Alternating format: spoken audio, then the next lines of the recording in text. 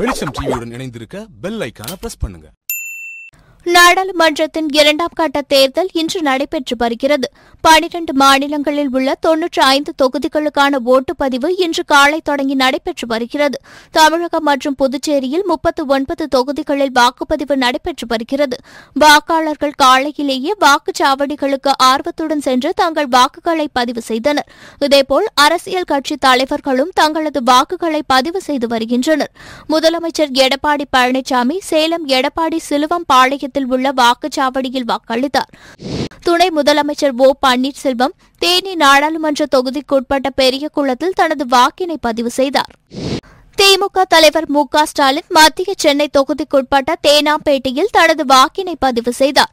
நீண்ட வரிசையில் காத்திருந்து அவர் தனது ஜனநாயக கடமையை ஆற்றினார். பின்னர் செய்தியாளர்களிடம் பேசிய அவர், ஆட்சி மாற்றத்தை உருவாக்க வாக்காளர்கள் ஒவ்வொருவரும் தவறாமல் தங்களுடைய வாக்குகளை பதிவு செய்ய வேண்டும் என கேட்டுக் கொண்டார். சென்னை நாடாளுமன்ற தொகுதியில் இருக்கக்கூடிய என்னுடைய வாக்கினை இந்த வாக்குச்சாவடியில் நான் பதிவு செய்திருக்கிறேன். திராவிட முன்னேற்றக் கழகத்தினுடைய தலைவர் என்கிற முறையில் தமிழகத்தில் இருக்கக்கூடிய வாக்காளர்களை நான் கேட்டுக்கொள்ள விரும்புவது, ஒட்டுமொத்த வாக்காளர்களும் தங்களுடைய வாக்கினை பதிவு செஞ்சு ஜனநாயகத்தின் அடிப்படையில்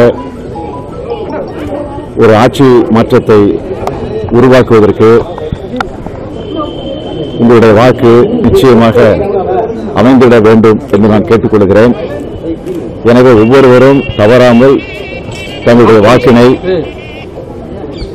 பதிவு செய்ய என்னுடைய பணிவான வேண்டுகோளை வாக்காளர்களாக இருக்கக்கூடிய அத்தனை பேருக்கும் நான் கேட்டுக்கொள்ள கடமைப்பட்டிருக்கிறேன். தூத்துக்குடி நாடாளுமன்ற தொகுதியின் திமுக வேட்பாளர் கனிமொழி சென்னை மயிலாப்பூரில் உள்ள புனித எஃபாஸ் பெண்கள் மேல்நிலைப் பள்ளியில் வாக்களித்தார்.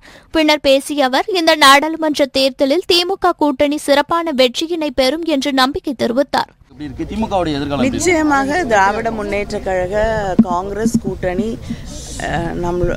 மதசார்பற்ற முற்போக்கு கூட்டணி வேட்பாளர்கள் அத்தனை பேரும் மிகச் சிறப்பான ஒரு வெற்றியை பெறுவார்கள் என்ற நம்பிக்கை எனக்கு இருக்கிறது. இந்த தேர்தல் இன்று இருக்கக்கூடிய ஜனநாயகத்தை, அரசியலமைப்பு சட்டத்தை, இந்த நாட்டின் மதசார்பற்ற தன்மையை பாதுகாக்க வேண்டிய தேர்தல். அமமுக துணை பொதுச் செயலாளர் டிடிவி தினகரன் தென்சென்னை நாடாளுமன்ற தொகுதிக்குட்பட்ட சென்னை அடையாறில் தனது வாக்கை பதிவு செய்தார். உடல்நலம் பாதிக்கப்பட்டு சிகிச்சை பெற்று வரும் நிலையிலும் திமுக பொதுச் செயலாளர் க அன்பழகன் மயிலாப்பூரில் உள்ள வாக்குச்சாவடியில் தனது வாக்கினை பதிவு செய்தார். விழுப்புரம் நாடாளுமன்ற தொகுதியின் விடுதலை சிறுத்தைகள் கட்சியின் வேட்பாளர் துரை ரவிக்குமார் வானூர் அடுத்த மொரட்டாண்டியில் உள்ள வாக்குச்சாவடியில் வாக்களித்தார். மொரட்டாண்டி வாக்குச்சாவடியில் என்னுடைய வாக்கை நான் பதிவு செய்திருக்கின்றேன். இன்று தமிழகம் முழுவதும் அமைதியான முறையில் வாக்குப்பதிவு துவங்கியிருக்கிறது. தமிழகம், புதுச்சேரி உள்ளிட்ட 40 தொகுதிகளிலும் திராவிட முன்னேற்றக் கழக தலைமையிலான மதச்சார்பற்ற முற்போக்கு கூட்டணி மகத்தான வெற்றியை பெறும். அதற்கான அறிகுறிகள் மிக தெளிவாக தென்படுகின்றன. தேமுதிக பொதுச் செயலாளர் விஜயகாந்த், அவரின் மனைவி பிரேமலதா விஜயகாந்த் ஆகியோர் சென்னை சாலி கிராமத்தில் உள்ள வாக்குச்சாவடியில் வாக்களித்தனர். முன்னாள் மத்திய அமைச்சர் ப சிதம்பரம், சிவகங்கை நாடாளுமன்ற தொகுதியின் காங்கிரஸ் வேட்பாளர் கார்த்தி சிதம்பரம் ஆகியோர் சிவகங்கை தொகுதிக்குட்பட்ட கண்டனூரில் தங்கள் வாக்குகளை பதிவு செய்தனர்.